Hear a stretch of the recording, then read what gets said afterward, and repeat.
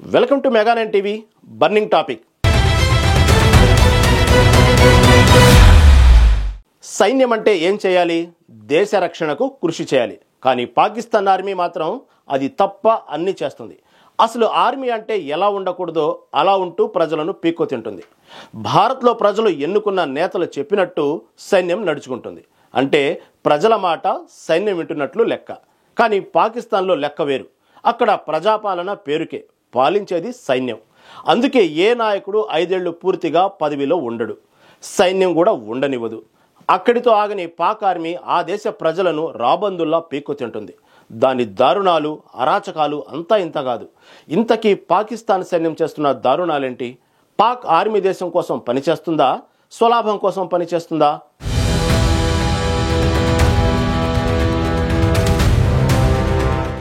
Pak army అరాచకాల గురించి ఎంత చెప్పుకున్నా తక్కువే. రక్షణకు తక్కువ, వ్యాపారానికి ఎక్కువ అన్నట్లుంది పాక్ ఆర్మీ పరిస్థితి. దేశ ఆర్థిక వ్యవస్థపై గుత్తాధిపత్యం చేస్తూ సామాన్య ప్రజల జీవితాలను నాశనం చేస్తుంది దాయాది సైన్యం. సైనికాధికారాలు స్వార్థపూరిత లక్ష్యాలతో దేశ సంపదను దోచుకుంటూ పాకిస్తాన్ను ఆర్థిక సంక్షోభంలోకి నెట్టివేస్తున్నారు. పాక్ సైన్యం యుద్ధాల కంటే డబ్బు సంపాదించడంపైనే ఎక్కువ శ్రద్ధ చూపిస్తోంది. ఆయుధాలను పక్కన పెట్టి భయం లేదా బెదిరింపులతో భూములను కబ్జా చేసి వ్యాపార సామ్రాజ్యాలను నడుపుతూ దేశాన్ని దివాళా అంచుకు చేర్చింది. సైనిక జనరళ్లు కోట్ల ఆస్తులు సంపాదిస్తూ యుద్ధ బాధ్యతలను ఉగ్రవాదులకు అప్పగించి విలాసవంతమైన భవనాల్లో జీవిస్తున్నారు. సామాన్య పాకిస్తానీలు మాత్రం కనీస అవసరాలు తీర్చుకోలేక దుర్భర పరిస్థితుల్లో ఉన్నారు. భారత్ ను శత్రువుగా చూపించి సైన్యం దేశాన్ని తమ గుప్పిట్లో బిగించింది. ఈ సైనికాధికారాలు దశాబ్దాలుగా పాకిస్తాన్ ని నేరుగా లేదా పరోక్షంగా పాలిస్తున్నారు. అక్కడ ప్రజాస్వామ్యం కేవలం పేరుకు మాత్రమే ఉందనే మాట అక్షర సత్యం. చాలా కాలంగా రాజకీయ అస్థిరత, అస్తవ్యస్త ఆర్థిక నిర్వహణ కారణంగా పాకిస్తాన్ తీవ్ర సంక్షోభంలో కూరుకుపోయింది. అధిక ధరలు, ఆర్థిక సమస్యల వల్ల సామాన్య పౌరులు తీవ్ర ఇబ్బందులు ఎదుర్కొంటున్నారు. దేశ విదేశీ రుణం $126 బిలియన్ దాటింది. బడ్జెట్ లో 40% ఈ రుణాలు తీర్చడానికి సరిపోతోంది. ఆకలి సూచీలో పాకిస్తాన్ చివరి స్థానంలో ఉంది. దాదాపు 40% జనాభా దారిద్ర్య రేఖకు కింద జీవిస్తోంది. బలూచిస్తాన్ పరిస్థితి మరింత దారుణం. సహజ వాయువు, ఖనిజాలతో దేశ ఆర్థిక వ్యవస్థకు తోడ్పడే ఈ రాష్ట్రంలో 70% మంది పేదరికంలో మగ్గుతున్నారు. ఇది వేర్పాటువాద ఉద్యమాలకు ఊతమిస్తోంది. గత కొన్నేళ్లుగా ఆర్థిక వృద్ధి రేటు 2.4% పరిమితమైంది. విదేశీ మారక నిల్వలు గణనీయంగా తగ్గాయి. అంతర్జాతీయ ద్రవ్యనిధి, బెయిలౌట్ ప్యాకేజీలు, కొన్ని దేశాల రుణాలతో పాకిస్తాన్ బండి లాక్కొస్తుంది.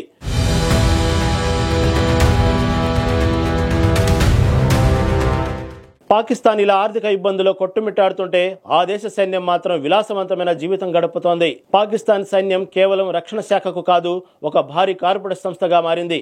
రియల్ ఎస్టేట్, బ్యాంకింగ్, వ్యవసాయం, తయారీ, మీడియా, రవాణా ఒకటేమిటి, ఒక కార్పొరేట్ కంపెనీ నడిపే అన్ని వ్యాపారాలు పాకిస్తాన్ ఆర్మీ చేస్తోంది. ప్రత్యేక భూ ఆర్డినెన్సులు, పన్ను మినహాయింపుల ద్వారా ఈ వ్యాపారాలను చట్టబద్ధం చేసుకుంది. ఒక సమాంతర ఆర్థిక వ్యవస్థను నిర్మించింది. పాక్ సైన్యం ఈ వ్యాపారాలను వివిధ ఫౌండేషన్ల ద్వారా నడుపుతోంది. ఇవి పాక్షికంగా ప్రభుత్వ నియంత్రణలో ఉంటాయి. మాజీ, ప్రస్తుత సైనికాధికారుల ఆధ్వర్యంలో ఈ సంస్థలు నడుస్తాయి. మొదట సైనిక సంక్షేమం కోసం స్థాపించిన ఈ ఫౌండేషన్లు ఇప్పుడు భారీ వ్యాపార సామ్రాజ్యాలుగా మారాయి. వీటిలో అత్యంత శక్తివంతమైనది ఫౌజీ ఫౌండేషన్. దీనిని 1954లో స్థాపించారు. దీని కింద 35కు పైగా సంస్థలున్నాయి. వీటిలో Fauji fertiliser, Fauji cement, Fauji oil terminal, Askari bank వంటివి ఉన్నాయి. అలాగే ఆర్మీ వెల్ఫేర్ ట్రస్ట్ కింద 25 వాణిజ్య విభాగాలు ఉన్నాయి. ఇందులో ఇన్వెస్ట్మెంట్ కంపెనీలు, ఇన్సూరెన్సు, షుగర్ ఫ్యాక్టరీలు, వస్త్ర పరిశ్రమలు, రవాణా, విమాన సర్వీసులు కూడా ఉన్నాయి. ఈ సైనిక సంస్థలు వ్యాపారాలు నడుపుతున్నప్పటికీ వీటికి పోటీ లేదు, జవాబుదారీతనం అసలే ఉండదు. ఆర్థిక వ్యవహారాలపై పరిశీలన లేదు. భారీ పన్ను మినహాయింపులు, ప్రభుత్వ కాంట్రాక్టులు లభిస్తాయి. ఈ వ్యాపారాల ద్వారా వచ్చే లాభాలు సైనిక ఉన్నతాధికారుల జేబుల్లోకి వెళ్తాయి. దేశాభివృద్ధికి లేదా దిగువ స్థాయి సైనికులకు చాలా తక్కువే అందుతుంది. ఈ సంస్థలను సైన్యం రాజకీయ ప్రయోజనాల కోసం ఉపయోగిస్తోంది. తమకు నచ్చిన పార్టీలకు నిధులు అందిస్తూ వ్యతిరేక పార్టీలను అణచివేస్తోంది.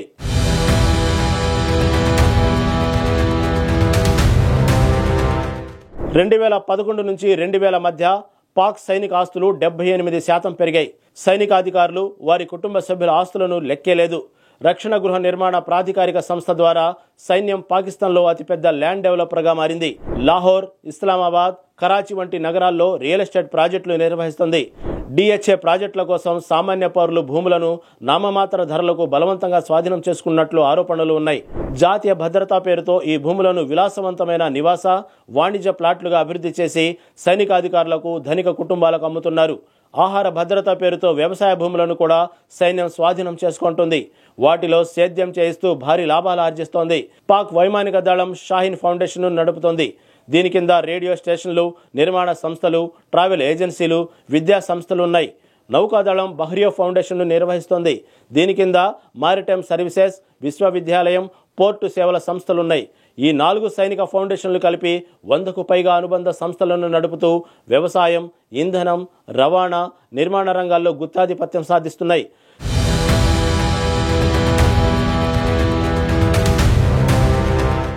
పాక్ సైన్యం నడుపుతున్న ఆర్థిక వ్యవహారాల్లో అత్యంత ప్రమాదకరమైనది మాదక ద్రవ్యాల వ్యాపారం.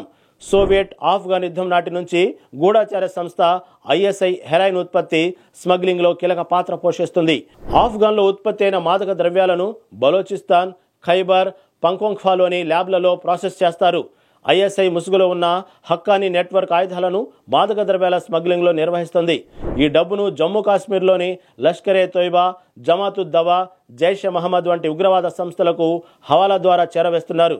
గల్ఫ్ దేశాల్లో నమోదైన ఫలాయే, ఇన్మాయేత్ వంటి నకిలీ ద్రాతృత్వ సంస్థలు ఇందులో కీలక పాత్ర పోషిస్తున్నాయి. పాక్ సైనిక కర్మాగారాల్లో తయారైన ఆయుధాలు ప్రపంచవ్యాప్తంగా ఉగ్రవాద ముఠాలకు అందుతున్నాయి. పాక్ బడ్జెట్లో 20% రక్షణ రంగానికి కేటాయిస్తున్నారు. అయితే విద్యకు 2%, ఆరోగ్యానికి 1.3% మాత్రమే కేటాయిస్తున్నారు.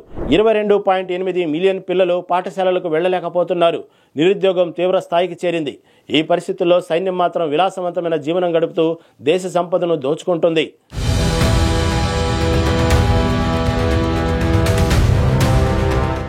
అయితే ఎన్నికల్లో విజయం సాధించిన పాలకులు ఎవరైనా పాకిస్తాన్ ఆర్మీ దౌర్జన్యాలను ప్రశ్నించినా, దానిని నియంత్రించాలని చూసినా వారిని అధికారంలో నుంచి దించేస్తారు. గతంలో చాలాసార్లు ప్రజాస్వామ్యంగా ఎన్నికైన పాలకులను పాక్ ఆర్మీ పదవుల నుంచి తప్పించింది. కొన్నిసార్లు సైనిక తిరుగుబాటుకు పాల్పడింది. 1958, 1977, 1999 సంవత్సరాల్లో ప్రభుత్వాలకు పాక్ సైన్యం కూల్చివేసింది. 1958లో పాకిస్తాన్ మొట్టమొదటి అధ్యక్షుడు మేజర్ జనరల్ ఇస్కాందర్ మిర్జా రాజ్యాంగ సభను, అప్పటి ప్రధాని ఫిరోజ్ ఖాన్ను ప్రభుత్వాన్ని రద్దు చేసి దేశంలో మార్షల్ లాను ప్రకటించారు. సేనాధిపతి జనరల్ అయూబ్ ఖాన్ను చీఫ్ మార్షల్ అడ్మినిస్ట్రేటర్గా నియమించారు. అయితే కేవలం 13 రోజుల తర్వాత అయూబ్ ఖాన్ మిర్జాను అధ్యక్ష పదవి నుంచి తొలగించి స్వయంగా అధ్యక్షుడిగా బాధ్యతలు చేపట్టారు. ఈ తిరుగుబాటు ద్వారా సైన్యం నేరుగా అధికారాన్ని స్వాధీనం చేసుకుంది. రాజకీయ పార్టీలను నిషేధించి రాజ్యాంగాన్ని రద్దు చేసింది.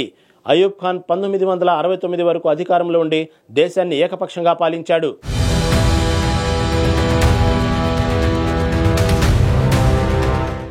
1977లో అప్పటి ప్రధాని జుల్ఫికర్ అలీ భుట్టో నేతృత్వంలోని పాకిస్తాన్ పీపుల్స్ పార్టీ ఎన్నికల్లో విజయం సాధించినప్పటికీ విపక్షాలు ఎన్నికల్లో అవకతవకలు జరిగాయని ఆరోపించాయి. ఈ ఆరోపణలు దేశవ్యాప్తంగా నిరసనలకు దారితీశాయి. ఈ అల్లర్లను అవకాశంగా తీసుకున్న సైన్యాధిపతి జనరల్ జియావుల్ హక్ 1977 జూలై 4 అర్ధరాత్రి ఆపరేషన్ ఫెయిర్ ప్లే అనే కోడ్ నేమ్తో సైనిక తిరుగుబాటు చేపట్టారు. భుట్టో, ఆయన మంత్రులు, పాకిస్తాన్ నేషనల్ అలయన్స్ నాయకులను అరెస్టు చేశారు. జియా రాజ్యాంగాన్ని రద్దు చేసి జాతీయ, ప్రాంతీయ అసెంబ్లీలను రద్దు చేసి మార్షల్ లా విధించారు. 1979లో భుట్టోకు మరణశిక్ష విధించారు. జియా 1988లో విమాన ప్రమాదంలో మరణించే వరకు 11 సంవత్సరాల పాటు అధికారంలో ఉన్నారు.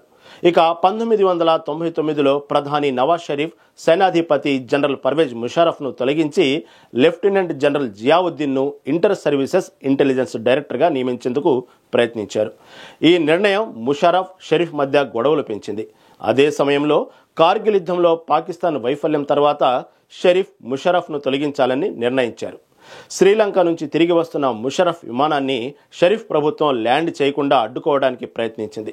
దీనికి ప్రతిస్పందనగా ముషారఫ్కు విధేయులైన సీనియర్ సేనాధికారులు 1999 అక్టోబర్లో షరీఫ్, ఆయన మంత్రులను అరెస్టు చేసి ప్రభుత్వాన్ని కూల్చివేశారు.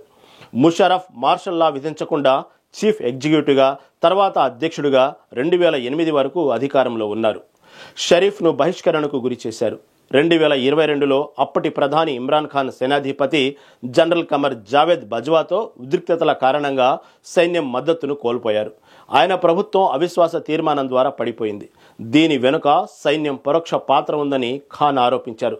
ఖాన్ అరెస్టు, ఆయన పార్టీ నాయకులపై కేసులు, ఎన్నికల చిహ్నం రద్దు వంటి చర్యలు సైన్యం రాజకీయ జోక్యానికి ఒక ఉదాహరణగా చెప్పవచ్చు.